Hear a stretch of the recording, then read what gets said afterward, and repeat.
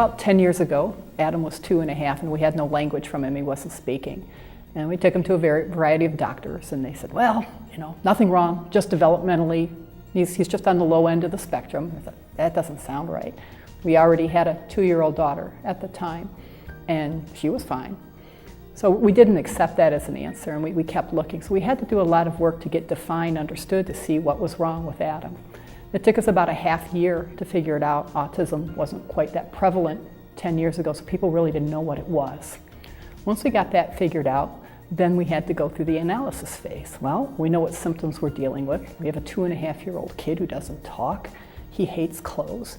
He has rashes all over the place. And he's got a lot of problems. How do we deal with the symptoms that he's dealing with? We ended up finding a very skilled autism specialist, and he did a whole panel of bloods and analysis on Adam. And by doing this, we could see very clearly, we used the normal distribution. We had hundreds of data points in terms of where he was with regards to the normal population. Adam wasn't normal in any of them. So in doing this, we were able to have a very targeted approach with over-the-counter medicines, various protocols. When you're dealing with a 2.5-year-old, you don't want to do a whole lot of things that can chemically alter them, if it's at all possible. And he can't swallow pills either. So at that time, things were in liquid form so that he could drink them or put them into their food. But we were getting some very, very fast results. One of the things the doctor wanted us to do was over 50 different types of over-the-counter treatments. And he wanted to do one treatment a week, every 2 weeks, look for symptoms and responses. But with that, I know how to do design of experiments. So we did a DOE on him, one replication, and that was very effective. We were able to shorten our treatment lead time with him by over a year. To get to the language, we found we had to manage other things with him, and still it was all over the counter. We continued the analyze, improve cycles.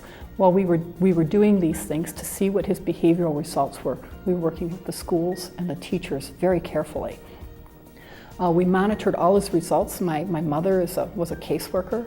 And in doing that, we knew how to keep notes. My husband and I are both engineers. So we were watching cause and effect throughout this whole process.